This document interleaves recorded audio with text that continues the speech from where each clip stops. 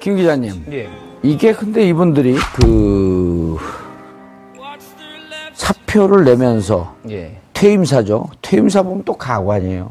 예. 뭐 좀 뭐라고 해야 돼, 반성이나 이런 것들이 좀 보여야 되는데 뭐 그런 거보다는 굉장히 억울하거나 굉장히 좀 뭐 약간 뻔뻔한 어떤 모습들을 많이 보였죠. 그러니까 윤곽근 지검장 같은 경우는 지금 이루어지고 있는 일련의 조치들이 진정으로 검찰 개혁을 위한 것이길 바란다, 이 말을 했는데, 이거는 본인이 어떤 희생양이다 이런 식으로 이제 어떤 뉘앙스를 한 것이고요. 그래도 검찰 개혁은 필요하다는 거 동의한 거 아니에요?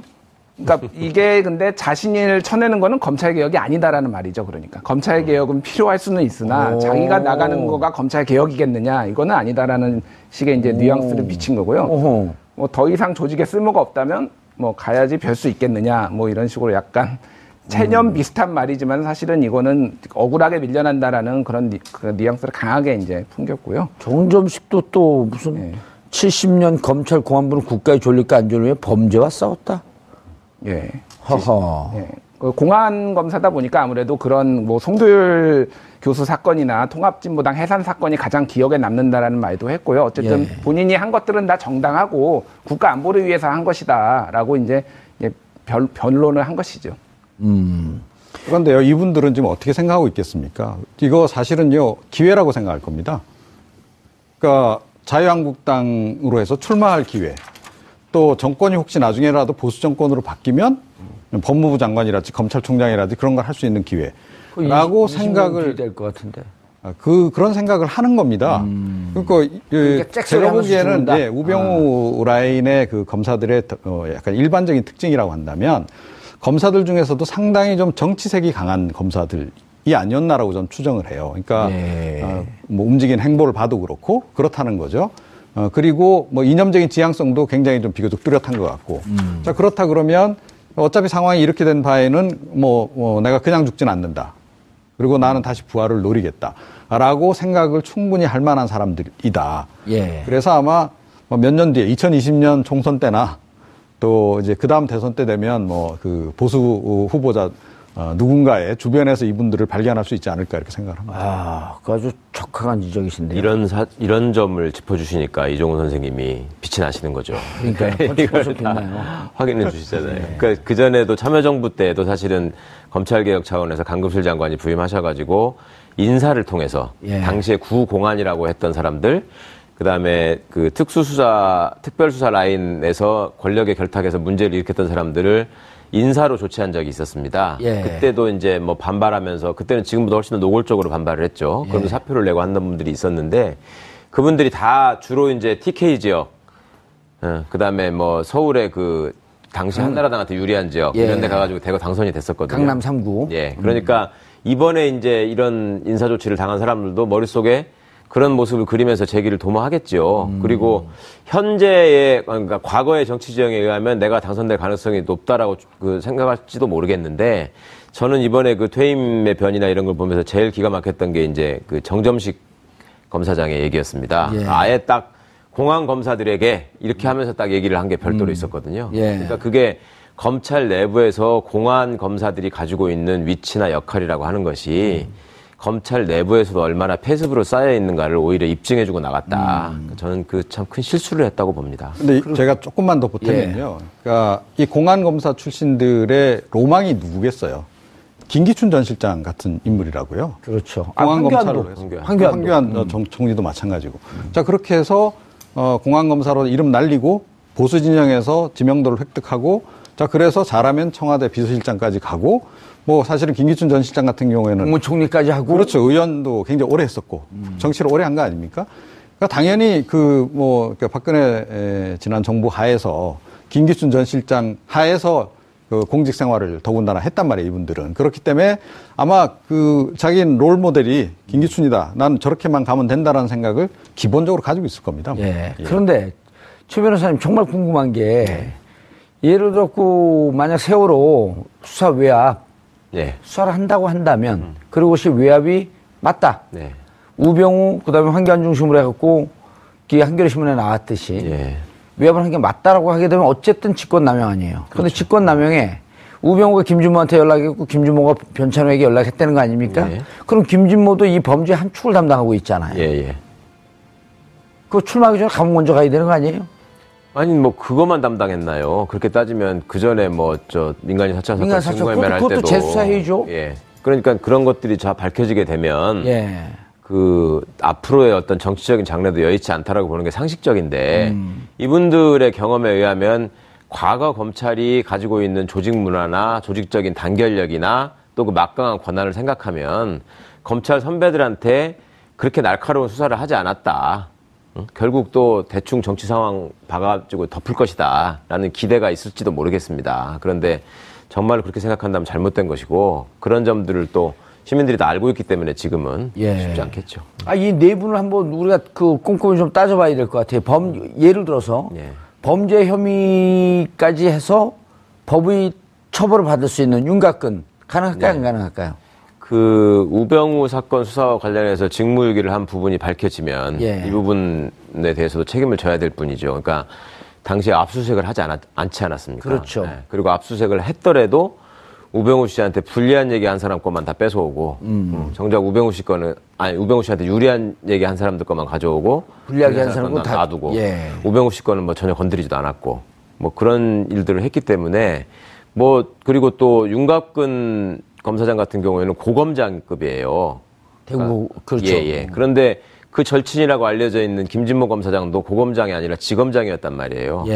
그러니까 윤곽근 검사장 같은 경우에는 사실은 검찰 내 외부에 있는 사람들이 어떻게 저 양반이 저렇게 갑자기 소위 승진으로 가는 저렇게 지름길을 탈까. 그렇게 유능한 에이스 검사는 아니었었다면서요. 그러니까 내 에이스가 아니었다는 게 솔직히 말해서 객관적인 평가라고 할 수 있는데 어느 날 갑자기 이분이 원래 강력부장을 하다가 갑자기 특수부장을 하면서 중앙지검 특수부장으로 오면서 막 이렇게 패스트트랙을 타기 시작했거든요. 제가 이분 고등학교 친구하고 또 절친이에요.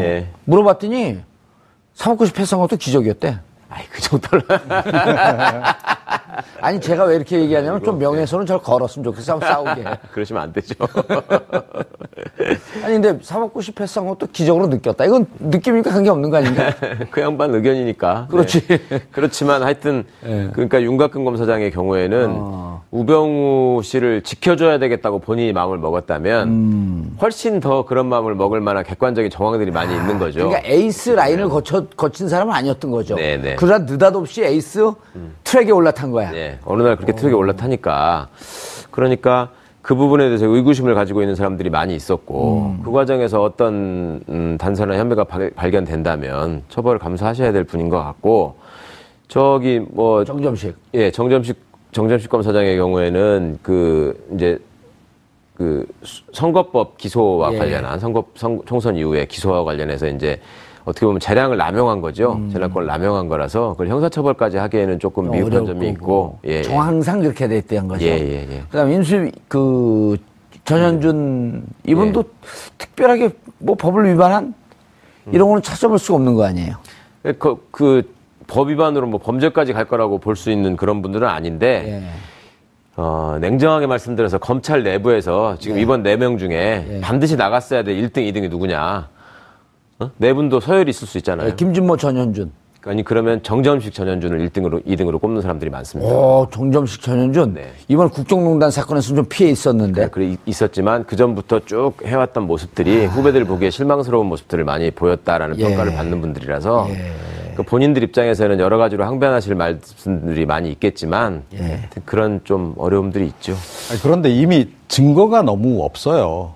이미 증거인멸을 다 해가지고. 지난 일이고. 그러니까 또 이분들이 증거를 늘 찾는 분들이니까 증거인멸 방법도 너무나 잘 알았던 거 아닙니까? 김진모는 우병우 거기서 조금 나오지 않을까요? 글쎄요. 근데 이미 우병우 전 수석이 민정수석이 있을 당시부터 증거인멸을 거의 다 했을 가능성이 높기 때문에 개인적인 것은 말할 것도 없고. 알겠습니다. 그게 문제가 아닐까 싶어요. 김 기자님, 안경환 법무장관. 큰 문제 없나요? 통과될까요, 여기는? 일단 큰 흠결이 발견된 건 없고요. 다만 이제 코드 인사다 이렇게 좀 이제 비판을 많이 받고 있는 게 전 노무현 정부 시절부터 계속 검찰개혁. 검찰 개혁과 이런 걸로 이제 여러 가지 인연이 있었거든요. 그래서 이를테면은 탄핵됐을 때 노무현 대통령이 탄핵됐을 때 문재인 이제 그때는 민정수석이었죠. 예. 전 민정수석이 찾아가서 좀 도와달라 법리적으로 그랬는데 다 외면했는데 이때 안경환 당시 서울법대 교수가 도와줘서 외면했다. 그런 인연이 있었습니다. 예. 안경환 전공이 헌법인가요? 원래는 저 대학 다닐 때 영미법을 강의하신 분이고요. 이제 미국 변호사 자격이 있습니다. 예. 이제 미국 헌법을 중심으로 헌법 이론도 많이 강의를 하셨고, 그다음에 인권법 강의를 하시고, 전공 분야 그쪽입니다. 그럼 검찰 개혁에는 적임자라고 보세요? 적임자인지 여부는 뭐 앞으로 이제 일을 하시는 걸 보면서 다시 평가를 할 수 있겠지만, 예. 일단은 강금실 법무부 장관 시절부터 예. 검찰개혁과 관련한 위원회에서 이제 활동을 하셨고요. 또 국가인권위원장으로 계시면서 검찰의 인권 침해 문제 이런 것들을 계속 여러 가지 사례를 통해서 또 지켜봐왔던 분이고, 무엇보다도 또 시민운동 단체 같은 데서 이제 어떤 울타리 역할도 많이 하셨었거든요. 그런 과정에서 벌어지고 있는 검찰 권력의 폐해 이런 것들은 뭐 잘 알고 계신 분이기 때문에 다른 이제 우려하는 분들 쪽에서도 뭐 추진력, 장악력 이런 거에 대해서 이제 교수 출신이니까 아무래도 예. 조금 궁금해하시는 분들은 있지만 기본적으로 이분의 능력이나 소양 면에서 의심하는 사람은 없습니다. 알겠습니다. 그런 생각을 하는 겁니다.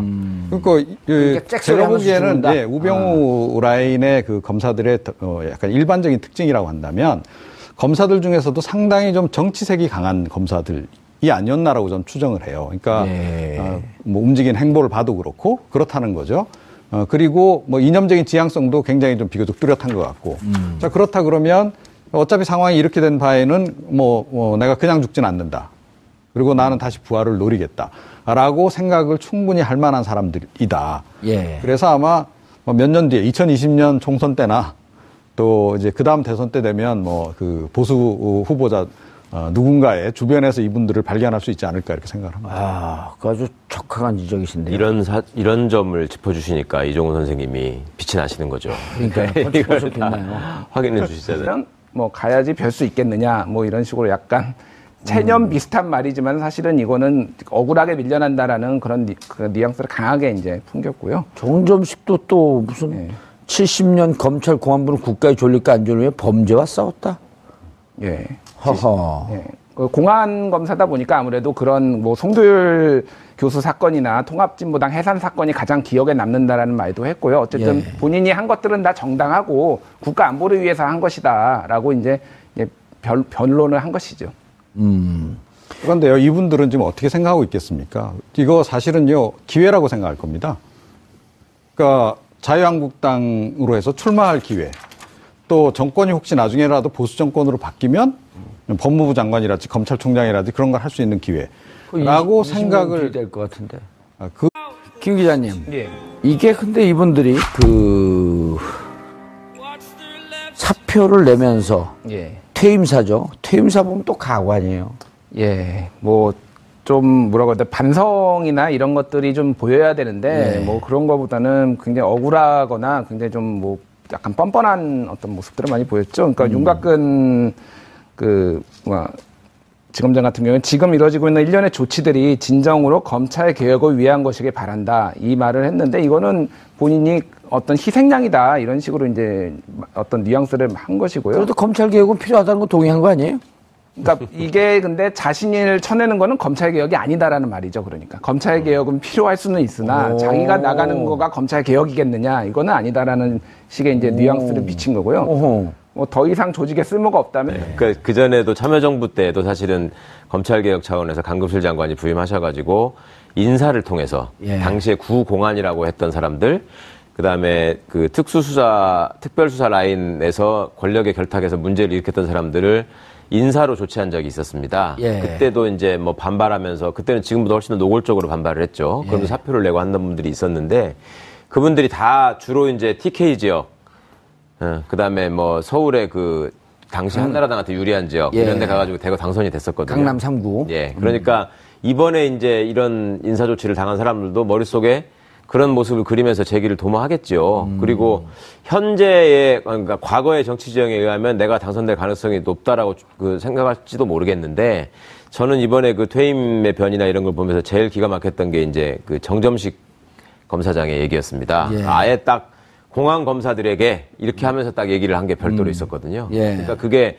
검찰 내부에서 공안 검사들이 가지고 있는 위치나 역할이라고 하는 것이 검찰 내부에서도 얼마나 폐습으로 쌓여 있는가를 오히려 입증해주고 나갔다. 저는 그 참 큰 실수를 했다고 봅니다. 근데 제가 조금만 더 보태면요. 그러니까 이 공안검사 출신들의 로망이 누구겠어요? 김기춘 전 실장 같은 인물이라고요. 그렇죠. 공안검사로 해서. 황교안 총리도 마찬가지고. 자, 그렇게 해서 공안검사로 이름 날리고 보수 진영에서 지명도를 획득하고 자, 그래서 잘하면 청와대 비서실장까지 가고 뭐 사실은 김기춘 전 실장 같은 경우에는 국무총리까지 하고 그렇죠. 의원도 굉장히 오래 했었고 정치를 오래 한 거 아닙니까? 그러니까 당연히 그러니까 박근혜 지난 정부 하에서 김기춘 전 실장 하에서 그 공직